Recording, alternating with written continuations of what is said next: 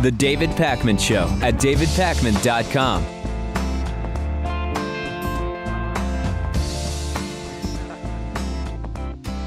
Arkansas Republican Governor Asa Hutchinson has signed an amended religious freedom bill similar to the Indiana bill, but different. He said he wanted changes so that it would be closer to what Bill Clinton had proposed back in the 90s, which of course had drastically different goals than this recent string of so-called religious freedom bills. He has now signed a revised version. Listen to the absurd contradiction going on right now. On the one hand, you have religious conservatives defending the bills written like the Indiana bill, right? Saying that, hey, Bill Clinton passed the same thing and lots of states have similar bills.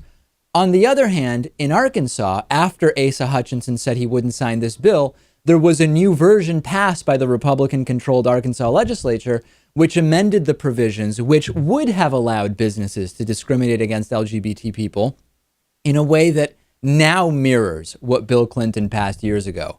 If the Indiana bill as written wouldn't allow for businesses to discriminate against LGBT customers, then why was the Arkansas bill, which was originally like the Indiana bill, have to be changed to be like the Bill Clinton bill?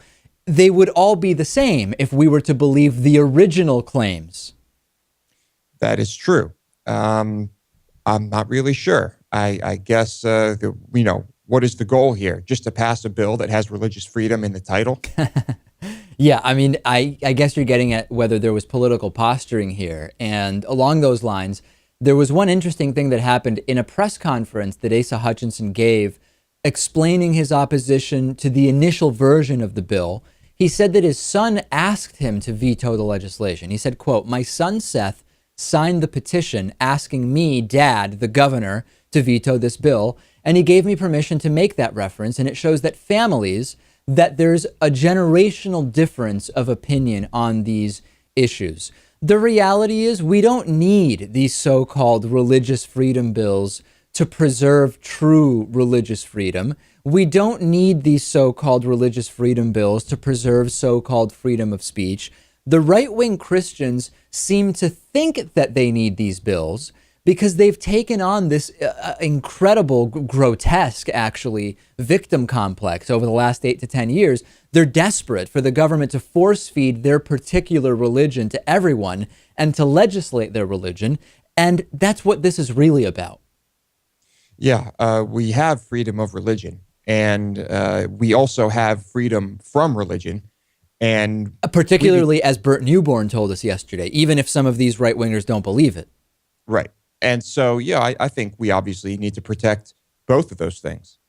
Shameful, shameful video from Ted Nugent saying that veterans are committing suicide because Barack Obama is president. I mean, it's truly extraordinary that he has the gall to make these comments. He spoke at the Lincoln Day dinner of the Republican Party in Maricopa County, Arizona. That may ring a bell because that's where that racist Sheriff Joe Arpaio wields his appalling policies. And Ted Nugent showed up. Remember Ted Nugent saying years ago now that if Barack Obama were to be reelected, that he would be either dead or in jail within a few months of that. That still hasn't happened. Here's what he had to say about veterans and suicide, which is a really serious issue that we've been talking about for years. So the perspective and the buoyancy and the uppityness and the defiance of these heroes of the military, trained and proven to be the best humans that ever walked this earth, even on their prosthetic legs. Here's your job, Republican Party. 20 to 25 of those guys are killing themselves every day. And they haven't told you why. They haven't told anybody else why, but they told me why. Because the commander-in-chief is the enemy. Can you think of something more disrespectful to say about veterans? Think for a second what Ted Nugent is suggesting here. What are the logistics, right? Soldiers who have killed themselves met with Ted Nugent before doing it and told him that they were going to kill themselves after he leaves because of President Obama being president. If that's true, Why didn't Ted Nugent report them as suicidal? Or how else might Ted Nugent know that soldiers who have killed themselves did it because President Obama is president? Did those soldiers tell their fellow soldiers that they were going to do this? And then those fellow soldiers, instead of reporting it to authorities, just waited and told Ted Nugent? This is not only incredibly offensive and insulting, and it devalues the real issue of military suicide, but it's ridiculous. We know that Ted Nugent is a liar. And what probably happened was he probably had a talk with some soldiers who had PTSD or were suffering from depression, maybe even just one soldier who had some opinions about Barack Obama, who maybe later committed suicide or maybe didn't. And he turns it into this type of story because he knows that's what people like to hear. And he likes to, stir up controversy and foment anger against the president. This is a despicable, appalling, dreadful comment from Ted Nugent, who claims to support troops.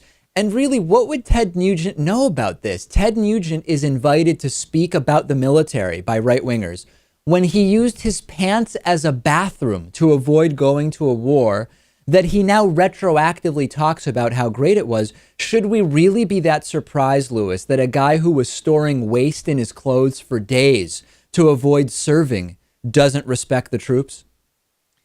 Not really. No, really irresponsible to do this. You're kind of dismissing the entire issue around soldier suicide when you discuss it in this way. Pat Robertson, host of the 700 Club, may have delivered his most insane rant ever, his most deranged, disconnected from reality statements, and that is really a pretty high bar. On the 700 Club, he again criticized the gay community in the wake of all of these new so-called religious freedom laws, and he said that if homosexuality becomes mainstream, if discrimination against gay people as customers by businesses becomes acceptable or becomes part of the law, that gay people will force others to embrace not only anal sex, but also bestiality. Let's take a listen to Pat Robertson. Pizzas, I think, you might as well keep your mouth shut. I'm not sure I would serve pizzas for a gay wedding. Well, most gays, if they're having a wedding, don't want pizzas, they want cake. It's the cake makers that are having the problem. But let me tell you, it doesn't matter what custom you've got. It doesn't matter what holy thing that you worship and adore.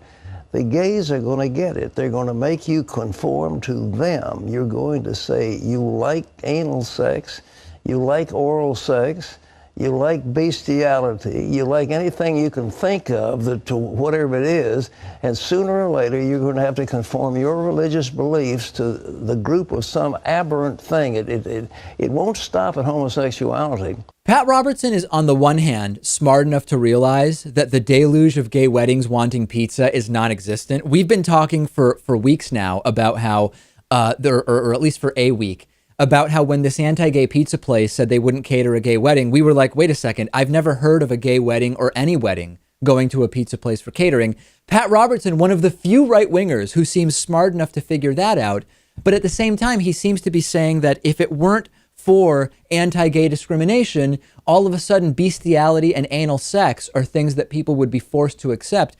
I wonder if Pat Robertson is saying that if it weren't for his religious beliefs or if it weren't for the Bible, he'd be having sex with animals right now. Is that really his argument, that the only thing standing between him and sex with animals is discrimination based on his so-called religious beliefs? I think a lot of people like Pat Robertson think that the only thing standing between that and just total chaos and pandemonium and the end of society are these anti-gay beliefs and laws. Isn't the focus on gay male sex from the anti-gay community fascinating, though?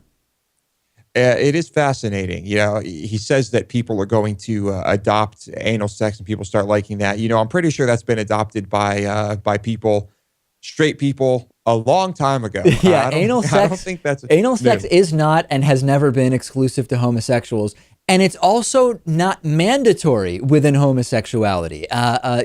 This is like saying the gays are going to force everybody to marry their toasters and lawnmowers. There's just no connection to reality whatsoever.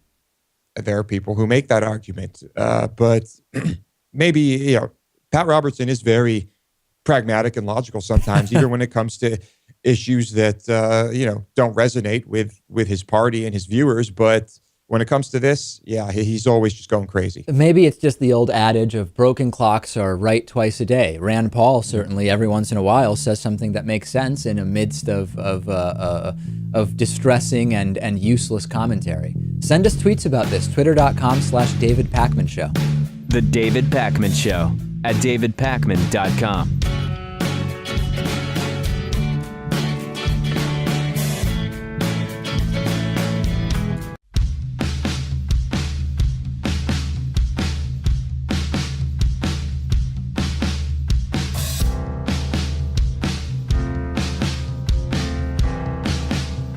Welcome back to the David Pakman Show.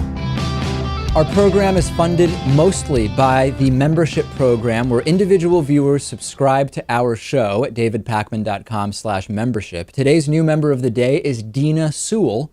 Dina, thank you for being a David Pakman Show member, and to celebrate the freedom from third-party payment gateways like PayPal and Amazon payments, we are offering a 50% discount on your first membership payment with the coupon code APRILHALF, all one word, APRILHALF, at davidpakman.com/membership.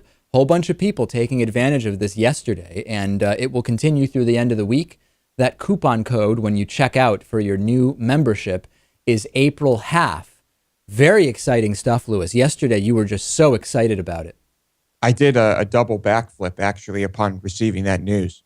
We've talked about the California drought, the worst in a long time, mandatory water restrictions in California put in place by Democratic Governor Jerry Brown for the first time. And now Carly Fiorina, the right-wing former CEO of Hewlett Packard, failed Senate candidate in 2010, sort of a possible Republican presidential candidate for 2016. This is rich. She's blaming environmentalists for what she considers to be a man-made drought in California. With different policies over the last 20 years, she said, all of this could be avoided. Despite the fact that California has suffered from droughts for millennia, liberal environmentalists have prevented the building of a single new reservoir or a single new water conveyance system over decades during a period in which California's population has doubled. This is ridiculous. And Next Gen Climate happens to agree. They said, quote, for a science denier to opine that Democrats caused the drought in California is about as irrational as believing someone who failed at running a business in California and then failed as a candidate for office in California has any cause to be running for the highest office in the land. Snark. I like it. If we are going to play the blame game in this way, which I don't even know that is the most logical thing, but if we are going to, we need to consider that 70 million gallons of water for fracking went from California's reserves in 2014, even as the huge drought was becoming more and more problematic. And isn't her suggestion of building a new water transport system or water storage location to solve a drought kind of like saying, I need more money, I'm going to just open more checking accounts? Yeah, it doesn't seem to make much sense to me. I think if we have to blame anyone, we have to blame the legislators over the past several decades that have failed to conserve water when they needed to, and that will, like you said, have allowed for water to be used in ways that maybe don't make the most sense.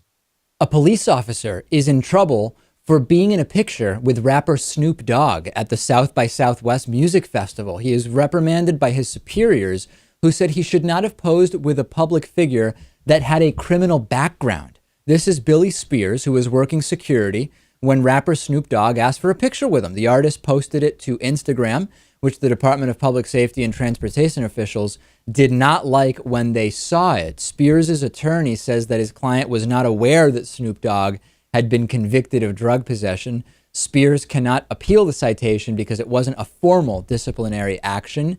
The state public safety official said, this reflects poorly on the agency, and that this is, he shouldn't be in pictures with people who have criminal backgrounds. This is so absurdly hypocritical. Think about the double standard for a second here. For example, right-wing news host G. Gordon Liddy, convicted felon, convicted of conspiracy, burglary, illegal wiretapping, completely inside the mainstream. Can you imagine any police officer getting in trouble for being photographed with G. Gordon Liddy? Honestly, Lewis. if anyone even recognized G. Gordon Liddy in the photo, probably not. What if he took a picture with, Bill Clinton, right? Bill Clinton, who was impeached for, I think we all know what. Would that be a big deal? Martha Stewart, right? Highly publicized jury trial, guilty of felony charges of conspiracy and obstruction of an agency proceeding. Who would be reprimanded for a picture with Martha Stewart, who is a convicted felon? Tell me that this standard would be applied equally to all who have prior felony convictions. And, I'll eat my phone, right? Because this is just so patently absurd. Yeah, I mean, Snoop Dogg is not a convicted, or Snoop Lion, is not a convicted felon, right? A criminal background. Well, if I received a speeding ticket or does that mean I have a criminal background? Well, he was convicted of a felony, and then he did everything that the law prescribed that he had to do in the same way that Martha Stewart did. Well, I thought he was just charged with a felony. But I thought I read that he had been convicted. Maybe I'm even wrong about that. No, I thought my research said that he had. I mean, Lewis, even more so if you're right. But one of us is wrong. I don't know. We'll have to look it up and get back to the audience on that one. But I was under the impression that he was charged but not convicted. All right. So maybe my research was wrong on that, which would only make this even more absurd. I actually hope that you're right, Lewis, because it would even show us how much more absurd this is. Raw Story is reporting that California Judge Mark Kelly cut a child rapist potential life sentence by 15 years, from 25 to life to 10 years. The explanation that the man didn't intend to harm the 3-year-old female toddler that he raped. Note that the sentence wasn't cut because the rapist didn't harm the 3-year-old girl. It was cut because the judge determined that the rapist didn't intend to harm the 3-year-old girl that he raped. Kevin Rahana was convicted on December 3rd of sodomizing a child younger than 10 years old and lascivious acts with a minor. Initially 25 years to life, judge cuts 15 years off, saying it would be cruel and unusual to impose the maximum sentence because the 20-year-old lacked, quote, callous disregard for the victim's well-being. I don't get this. If you are not insane, let me give you some more background. Apparently, Rahana was playing video games in a garage, and the 3-year-old girl came in. Rahana was inexplicably aroused and then raped the girl. That's the background to the story. Prosecutors disagree, and they're going to appeal. If you say that if a 20-year-old man could not realize, did not intend to harm a 3-year-old by raping them, didn't realize that it could happen, I can only understand that as being that this is an insane person. And of course, they didn't make the argument that this was an insane person who had no understanding of the consequences of his actions. How could a reasonable 20-year-old not realize that raping a 3-year-old would bring harm unto them if they are not insane and unfit to stand trial? I don't get it. Well, I think in a lot of the cases of child molestation and stuff like this, they are overcome by their, arousal. They can't control themselves and they know what they're doing is wrong. In a lot of those cases, they probably don't intend to physically harm the person they are assaulting. But there's a difference between intend and recognize that it might happen.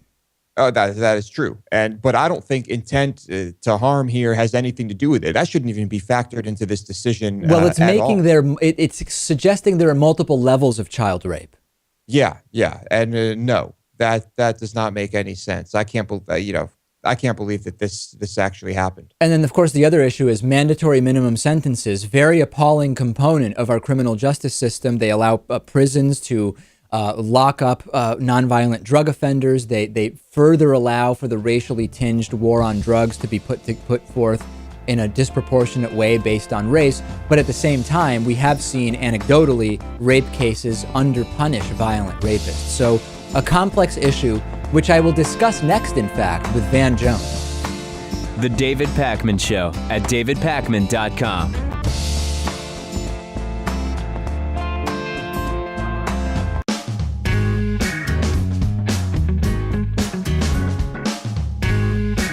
Welcome back to the David Pakman Show. I'm joined today by Van Jones, who's president of Dream Corps, also a political correspondent on CNN. We're continuing our discussion of the American prison system. Van, we recently had Johan Hari on, who wrote a really interesting book, not only about the misunderstandings around addiction and how that leads into the over-incarceration of nonviolent drug offenders, but also about the racially tinged origins of the war on drugs. I want to open it up to you first. When you think about prison reform, what are the most important elements to be looking at? Well, I mean, first of all, one thing that's very clear is that the amount and rate of drug use is fairly constant across all demographic groups. I went to Yale, for instance. Probably 80% of the campus, maybe 90% of the campus were technically nonviolent drug offenders. When kids go to college, especially fancy colleges, they quote unquote experiment with drugs. Everybody knows that's going on. But we would see the police cars with their lights flashing go past our campus where all this drug use was happening 4, 5, 6 blocks down to the housing projects and arrest kids the same age, literally within eyesight of each other, with less money and fewer drugs. And those young people wound up getting 10 years, 15 years, 20-year sentences. Whereas the worst that might happen to a Yale undergraduate engaged in the same behavior was they would have to go to rehab. So we all know, and I've told that story 1,000 times, nobody's surprised.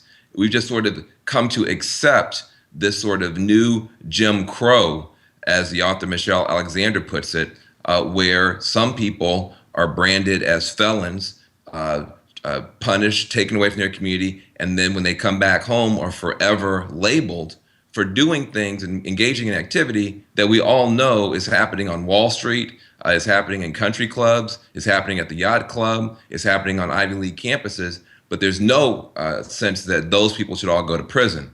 And so that's why the hypocrisy of the drug war is a stench really in the nostrils of God. And any person who's remotely fair-minded would say that we should be doing for poor people's kids at least the same kinds of positive things we're doing for rich people's kids. When rich people's kids get addicted to drugs, they don't go to prison, they go to rehab. When poor people's kids get addicted to drugs, they don't go to rehab, they go to prison. Something wrong with that. What's the role of mandatory minimum sentences in all this? Because on the one hand, we hear anecdotally about individual judges excusing child rape and kind of circumventing mandatory minimums in certain ways, while at the same time, we see mandatory minimums used to give really long jail sentences, prison sentences to oftentimes repeat nonviolent offenders. How do you view this issue of mandatory minimums?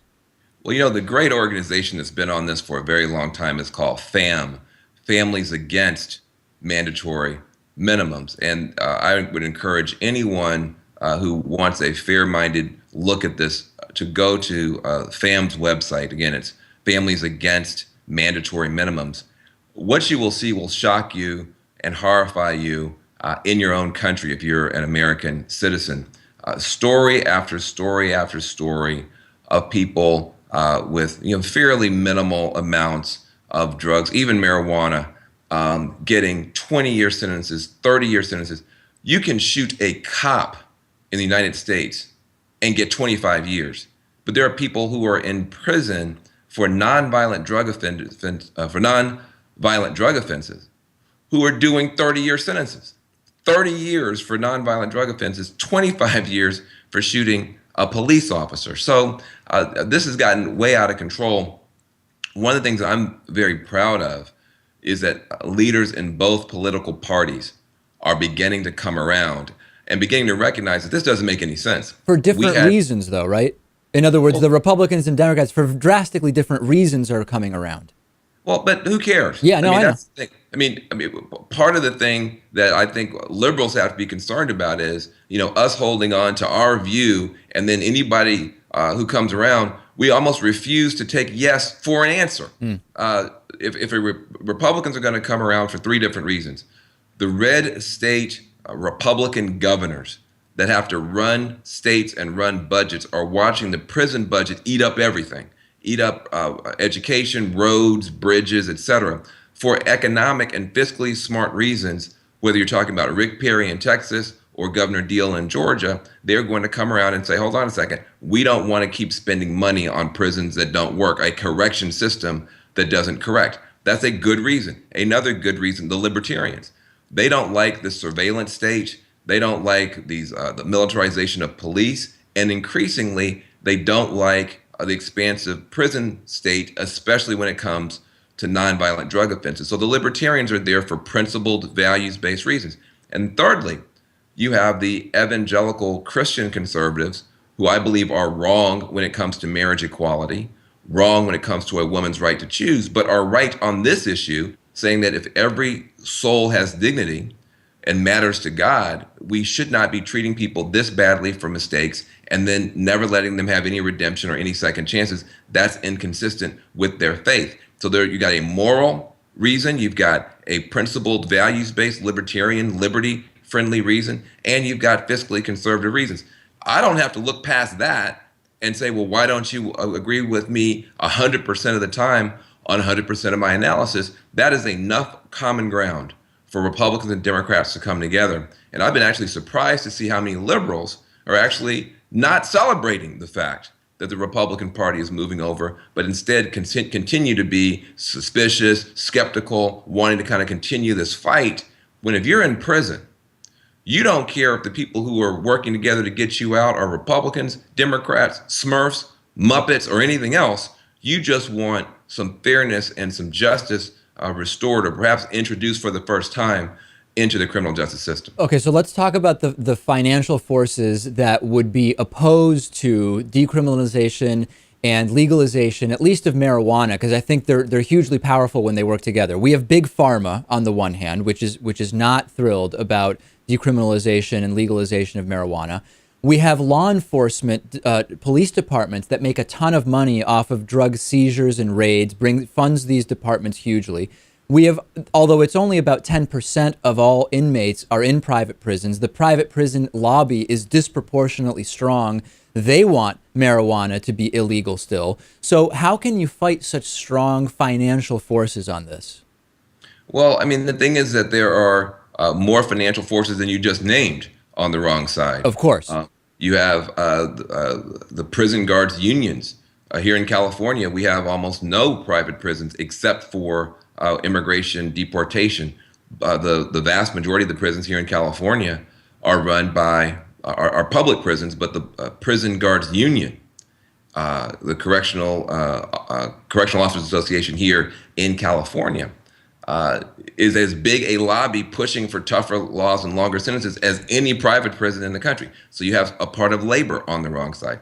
You also have not just big financial interests, you also have small financial interests around some of these little towns out in rural areas where prisons were used for economic development. Now the whole town, all the employment is based on doing services for the prison, cafeteria services, laundry services, medical services, etc. So we built up an incarceration industry that is just as you describe it. However, they represent a relatively small part of the overall economy. And there are other parts of the economy and other economic actors that are now having their interests run over. If you want to build a road or a bridge in any state, the prison budget is in your way. If you want to fix the schools, if you want to deal with getting a lower cost college, the prison budget is in your way. If you're trying to focus on science, technology, other kinds of investment that might pay off better, the prison budget is in your way. So the thing is, you now have such a massive cancer on every state budget and a big part of the federal budget that you begin now to bring other economic forces to bear. The other thing is simply this: you don't have people who want to raise taxes anymore to pay for more prisons. And so at the end of the day, this is a leech economy. It's an economy that is leeching off the taxpayer, whether it's private prisons or public. And they can be realigned. I don't have a problem that with a profit motive being a part of how we fix problems. I'm an entrepreneur myself. But why should we be rewarding public or private prisons with bigger budgets every time they do a terrible job? They get one person in the door, They damage that person, private and public. They don't help that person, private and public.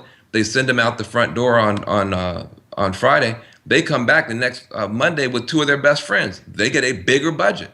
That doesn't make any sense. If you're a capitalist, that is a horrible, there's no alignment of financial incentives. If you're going to have prisons, why not reward them for actually helping people get better, get healed, get retrained, and go back out in society and do a great job? I would have no problem if you actually had rehabilitation, corrections, and support as the main purpose for detaining people.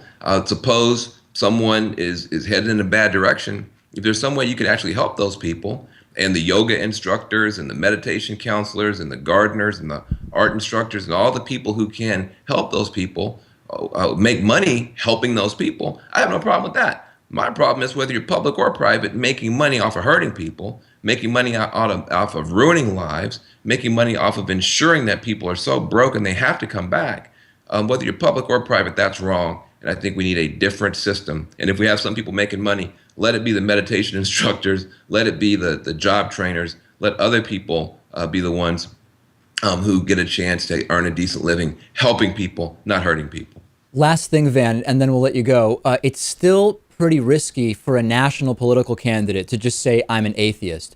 How would you evaluate the riskiness of national political candidates being openly for legalization?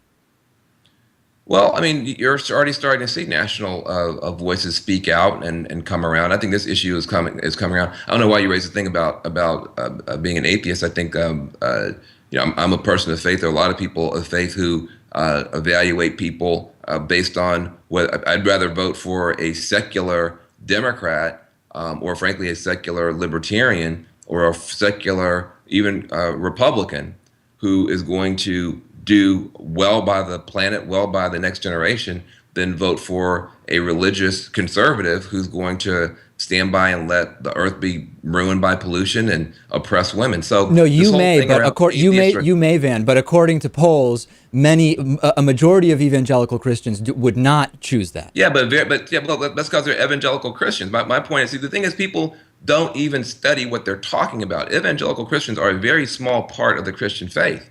In fact, they're a small and a shrinking part of the Christian faith. So again, part of the problem that we have, I think, in this country is that people talk about stuff they don't know about. They talk about people they never talk to, and then we come up with all these different theories. And so what I want to say is most progressives will vote for a progressive whether they're secular or not. True. And most conservatives will vote for a conservative whether they're secular or not. The point is that, I don't know why you even raise that. The point that we're talking about here is to do with criminal justice. And on that issue, you have a lot more space now opening up because of breakthroughs at the state and local level. You have a lot more breakthroughs that are coming. You see people like Cory Booker and Rand Paul, who are national figures who are moving in that direction. I think you're going to see more and more progress as we move forward toward people coming up with a sane strategy. And because we had that bipartisan summit about 2 weeks ago, you can go to bipartisansummit.org and check it out. You saw everybody from the White House.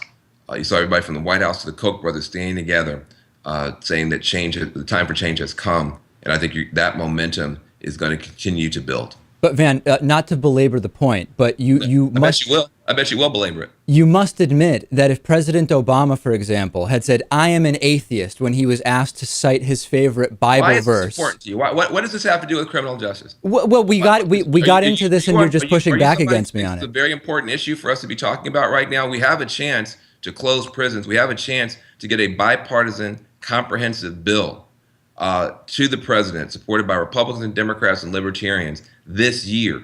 I think that's a very important breakthrough. It is, and we're talking about that, but we're just having dialogue, though. I'm not finished. I think it's a very important breakthrough, and I want to focus on the things that are bringing people together.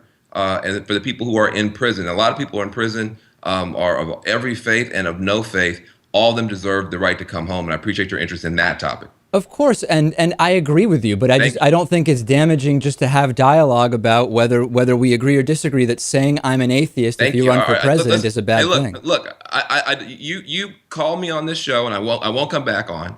You want to talk about criminal justice. That's what we're talking about. You want to have a conversation about your anti-religious views or whatever you want to talk about. That's a different conversation. I appreciate the opportunity to talk to you about criminal justice reform. I hope the people who are listening will go to bipartisansummit.org and help us with the issue of getting people home from prison, which is, I think, one of the most important moral issues, whether you're secular or religious in the country, as an issue I thought you cared about. Thank you very much. We absolutely do care about it. Oh, and Van Jones hanging up on me. I have to tell you, I really don't know how that even escalated in that way. I mean, we agree on most everything, but Van Jones just cutting the connection and ending the call. We'll take a break and be back after this. The David Pakman Show at davidpakman.com.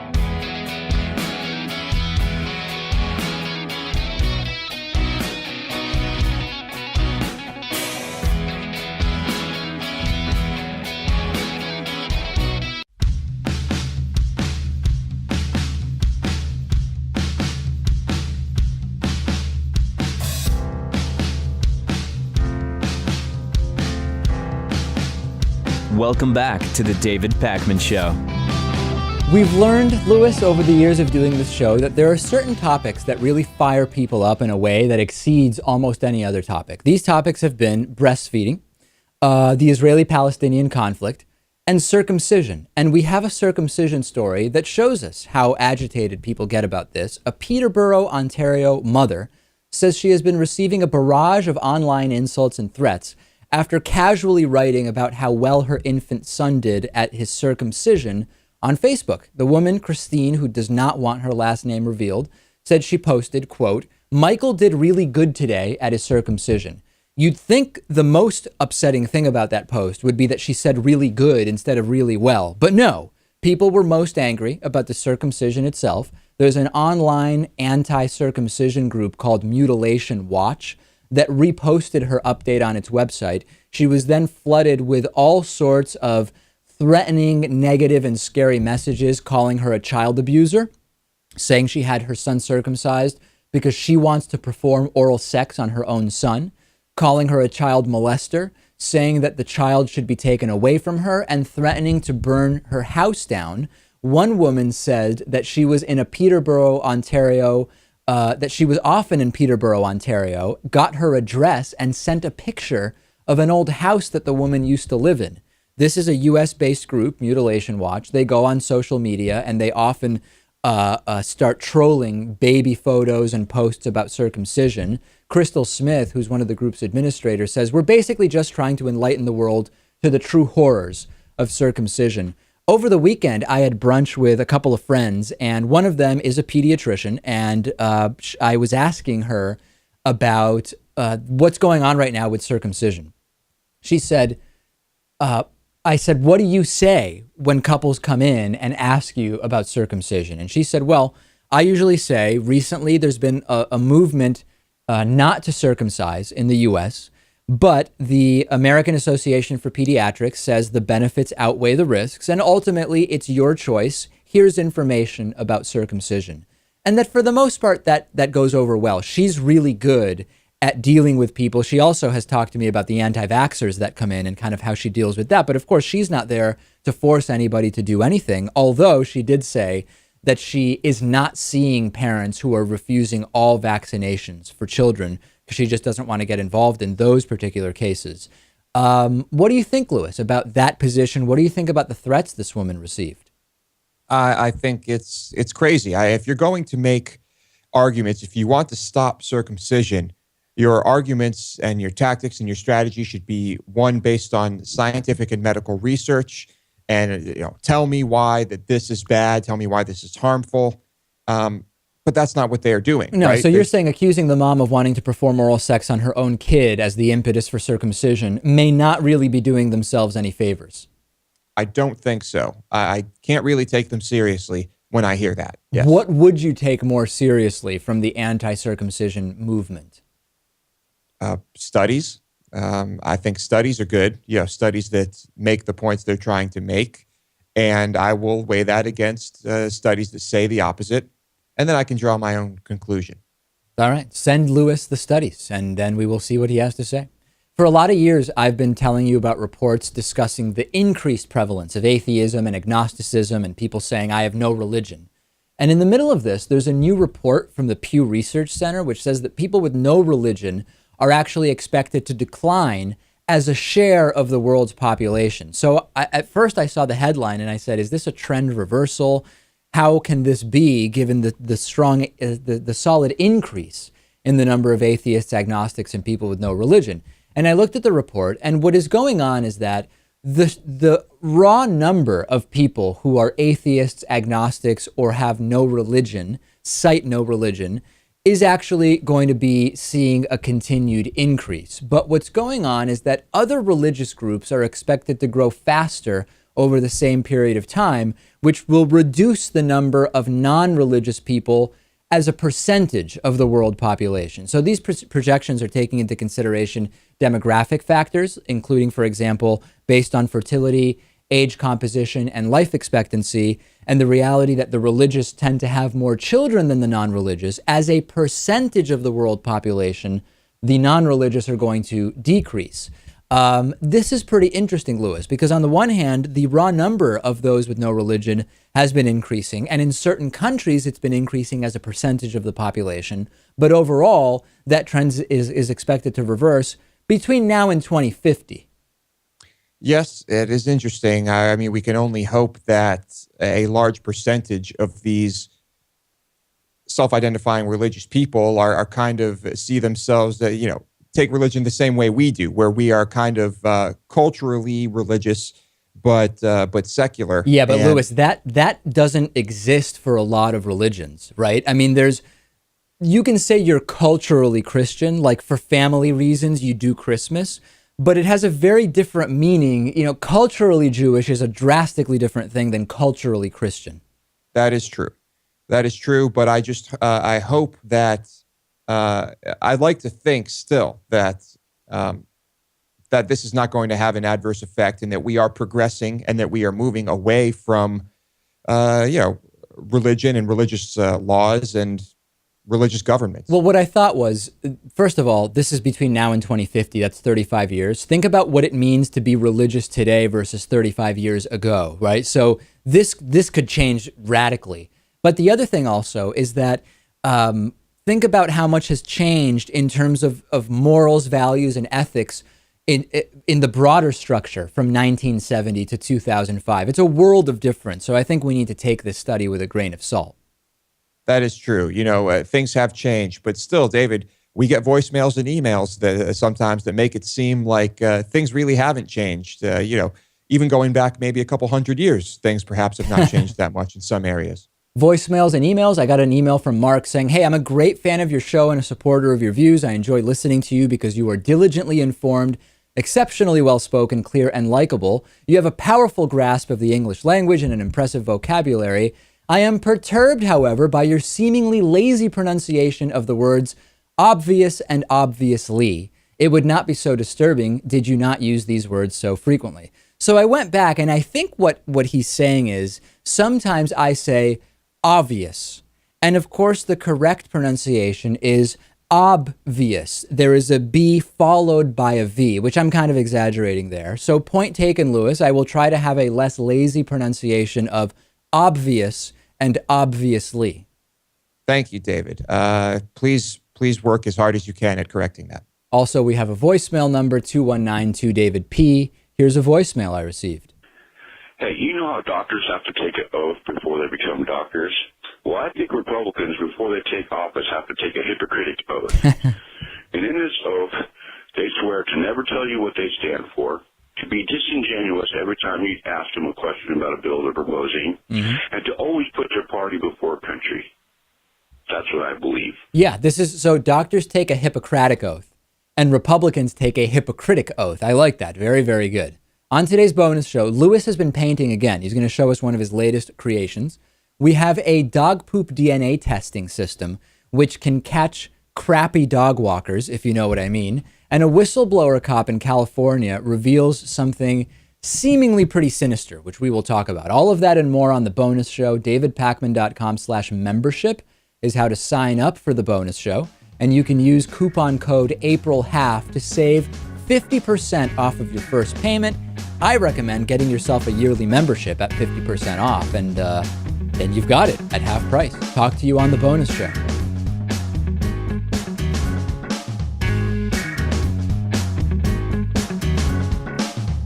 The David Pakman Show at davidpakman.com.